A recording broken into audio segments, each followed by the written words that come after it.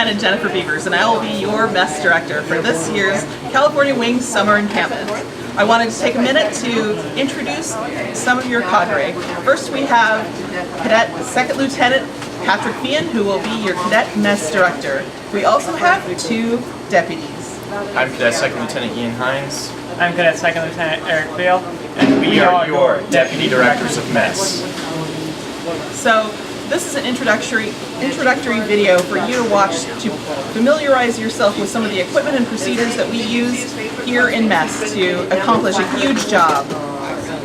So, in the mess hall, it's important to stay comfortable, and whenever you have an idea, a suggestion, maybe some feedback about how we can do things better, myself and Lieutenant Hines have an open door policy. So if you want to discuss anything with us, please do not hesitate to come and talk to us. And one important phrase to keep in mind is that happy people equals happy food, so stay positive.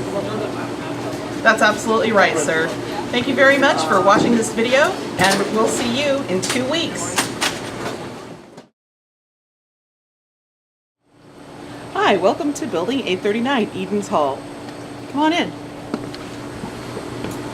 So for our customers, the first thing that they experience is lining up on those stairs, and then they come in here and they see the safety square, which is an area that we maintain to make sure that we can bring food and supplies in and out of the kitchen safely. So we try not to have anybody standing in the safety square. The second thing that they see is the smiling faces of all the cadre serving hot food here at the steam table. They'll receive sanitizer for their hands, make sure they're nice and clean. Then they'll get a plate, then they'll load up their hot food here. Please make sure to greet them warmly but professionally. The first sergeants are in charge of the behavior of the students while they're in the mess hall. Our job is to serve them professionally. Next, we have the condiment bar, where we normally have chips and extra things that are room temperature. And then we'll also have drinks available at this space as well. Next, they'll come to the salad bar, where we keep all of our cold food cold in accordance with food safety regulations. We have salad, yogurt, hummus, cottage cheese, those types of things in the salad bar for service. They'll have other drinks available over here. We want to make sure that each student has at least 1 cup of water with each meal. That's very important for their health and safety. The second area where we have beverages is the hot table over here, where we have the coffee bar, basically. Coffee, we'll have hot water for tea, which is very important for the staff for their throats. We have honey, tea, lemon available for whatever they need here. So that should be fully stocked at all times. We also have hot cocoa and creamers, etc. So the next part that you will see is the actual dining room. We have the tables and chairs, and these need to be kept immaculately clean because they're used so often throughout the day. So these are wiped and sanitized throughout the day after each meal. And if there's other food spills or whatever, we clean that up right away as well.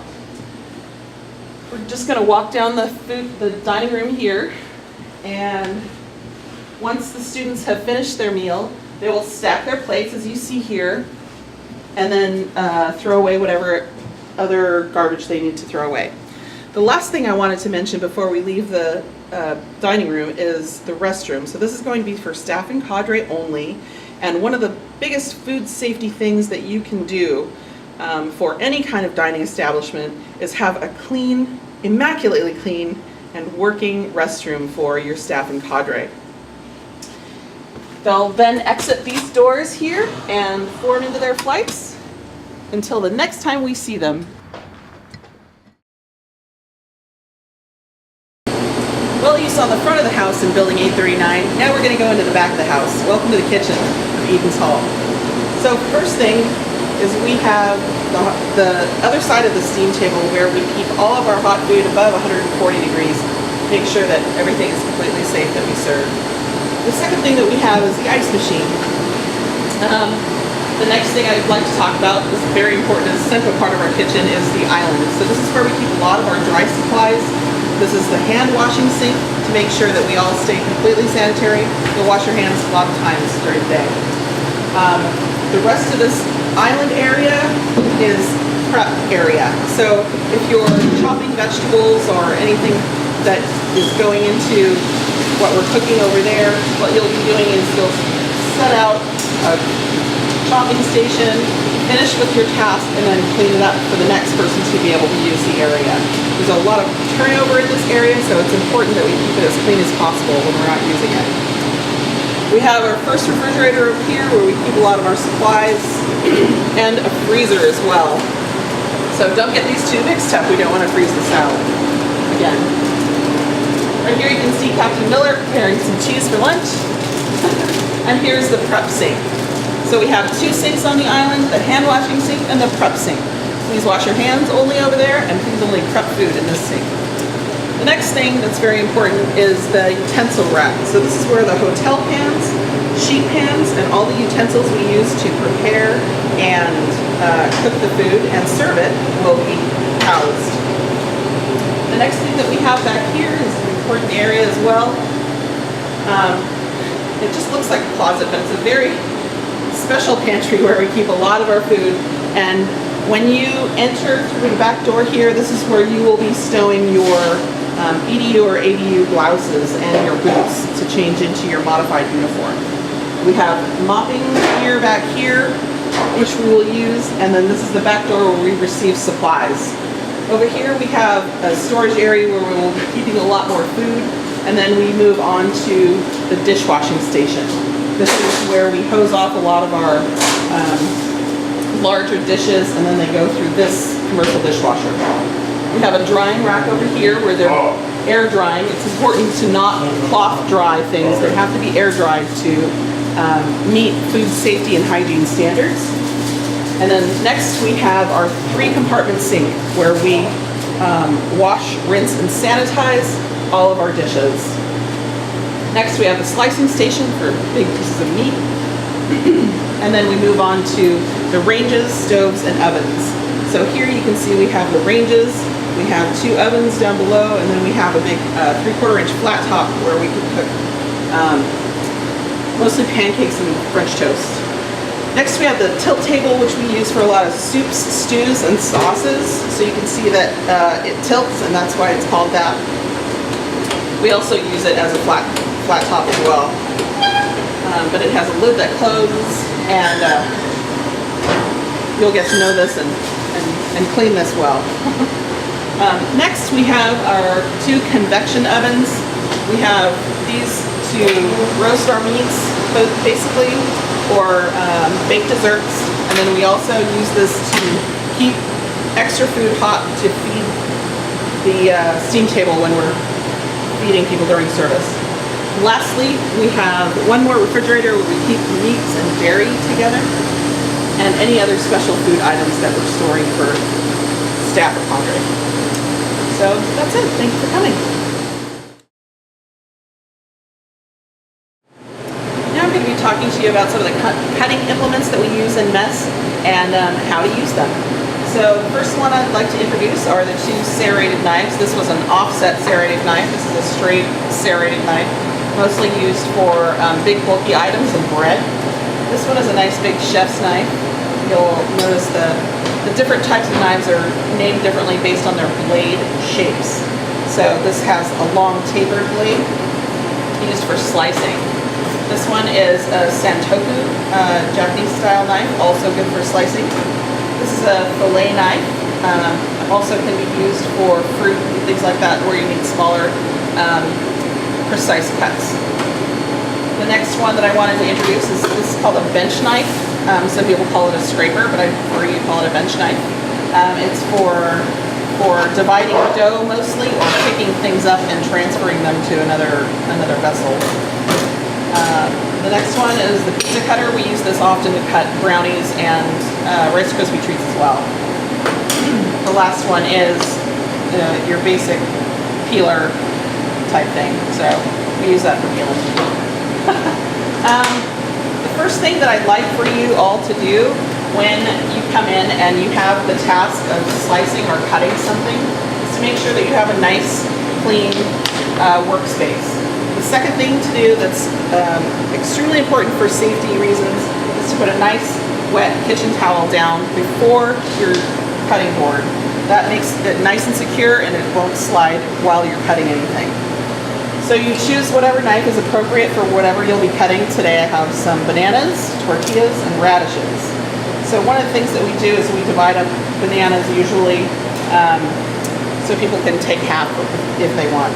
So one thing that's really important is the grip on your knife. So often when we're using chef's knives, the most important thing is to pinch the blade between your thumb and forefinger, then grasp the handle securely. Not too tightly, you don't want to cause any muscle fatigue there, but doing this engages the muscles of your forearm so you won't get tired very easily. You can chop a lot for many hours. Hopefully that won't happen. So anyway, you're going to put whatever you're cutting or slicing on the board securely in front of you. Your feet are planted. Your gaze is on what you're doing. Obviously, you don't want to be chopping and looking around the kitchen. So you're going to hold it with your left hand or non-dominant hand, and then with your dominant hand, with that securely positioned knife, you're going to drive your knife forward and down at the same time. There are microscopic little teeth on the edge of this blade that will be cutting for you, sawing through it just like a saw. So you want to just draw it forward and down, and let the knife do the work for you. So that's bananas, or anything that you need to cut similarly. The second thing I wanted to show you is a round object, and here we have some radishes. And the first thing that you want to do with something round that can move around on your cutting board is to make a flat surface. So you're not necessarily going to be cutting radishes this way, but if you do cut something round like apples or whatever, you want to make a flat surface first. And then again, you're going to secure it with your non-dominant hand and drive down and forward with the blade of that knife, drawing back over what you're cutting and pushing down and through, just easily making this motion. Secondly, thirdly, I have some tortillas. You're not necessarily going to be cutting tortillas like this, but I just wanted to have something to show you so that you can use different kinds of knives. With something big and bulky like this, sometimes what you'll be able to do is you'll actually be able to fold it first so that it fits on your cutting board, and then this is a slicing cut where you'll slice right through. So you'll plant, again, your non-dominant hand using your knife securely above the thing and just pull towards you. So that you securely and in one smooth motion just draw through the food to cut it. And that's it.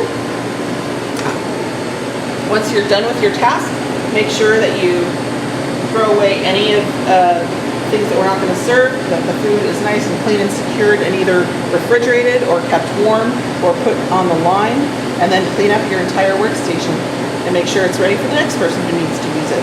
Thank you very much. Now I'd like to introduce to you the 3-compartment sink, the one that we use in most commercial kitchens and the one that we have here in Building 839. So the first thing that you do when you get some dirty dishes, they'll probably be piled up here. You want to make sure that you have your soap, you want to make sure you have a scrub sponge or something to abrade the surface.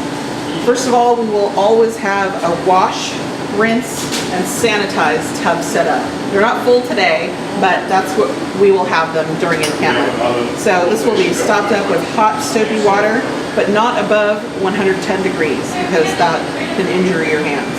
And then we'll have a rinse station where we can rinse off the soap, and then we'll have a sanitized dip. So this will be a solution of water and sanitizer together that everything gets dipped in before we air dry it. It also helps to dry it a little bit faster. So when you get a dirty dish, today we're just using a lid, make sure that you have plenty of soap, not too much, just a couple drops, really, on whatever it is you're washing. And you will have hot soapy water here, and just make sure to get all the pieces off that you can. Bacteria likes to live in food pieces stuck to dishes, so that's important. That's why it's important to make sure you get off everything you can. Next step will be a rinse. So this will be clean water that you're actually rinsing. So you're rinsing off the soap and all the chunks that you were able to scrub off in the previous sink. The last will be the sanitizer dip. So you just want to make sure that it gets in there, it's completely covered, completely wet with the sanitizer water solution, and then you'll set it to dry in one of these drying racks. And then we leave it here until it's completely dry. We never use towels to dry. Air dry is the most sanitary. And then we'll put it away back to wherever the equipment is stored. That's it.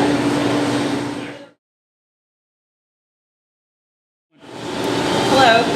Next, I'm going to show you gloving and degloving procedures. So we keep all of our gloves here at the end of the island so that you'll be able to quickly access them whenever you need them. It's also a good idea to keep a few in your apron pocket just so that you'll have them all the time. Whenever you're touching food that's going to go directly into somebody's mouth, that's the rule of thumb I use for when to use gloves.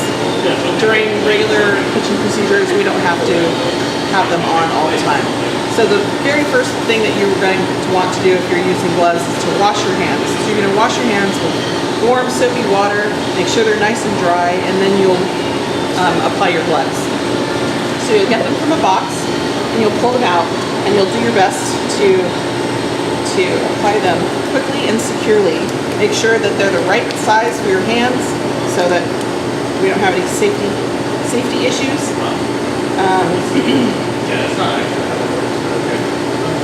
Just make sure to pull them on nice and securely.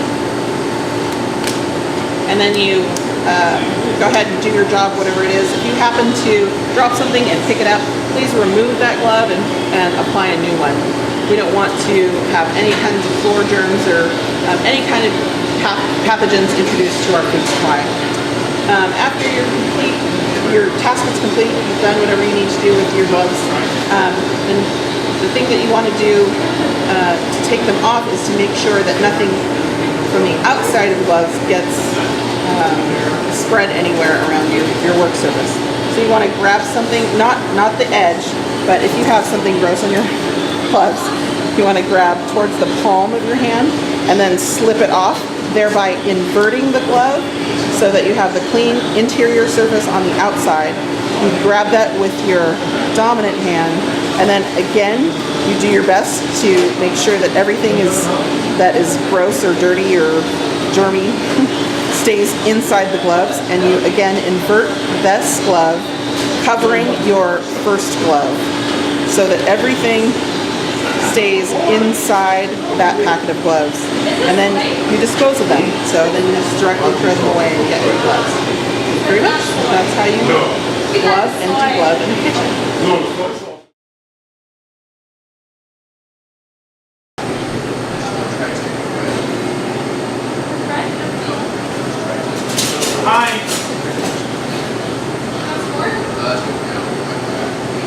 So what you just saw was Colonel Hockle walking through the kitchen, and he let me know that he was coming behind me. When people are carrying things that are hot and heavy, we try our best to get out of the way of our teammates. That's part of the situational awareness that we review in mess procedures. We have to be very careful to know who and what is around us. If there are things that are hot, if there are things that are sharp, we want to make sure that our teammates stay safe as possible all the time. So we have calling behind, the crawling procedure in the kitchen. We let each other know auditorily that we are coming through, and you do your best always to get out of the way of the person who is coming through, who let you know that they need space. The other two commands are corner, and that's if somebody is coming around a corner, we do our best to get out of the way because sometimes the space can be limited in that area. We also call out hot behind usually, and that's when we're bringing something either from the tilt table or the oven to the steam table, which are very hot. So we want to make sure that if you hear those commands, make sure to have your head on a swivel, orient yourself to the area, and move out of the way as quickly as possible. And that's how we move around the kitchen. Thank you. Thank you again for reviewing this video. Please go over the individual sections so that you are familiar with all of the procedures and equipment that we outlined in this video. Your hard work, dedication, and positive attitude will carry you through and will help us all complete the mission together. We're here for you, and we're excited that we're going to have a fantastic 10 days together here at Camp San Luis Obispo.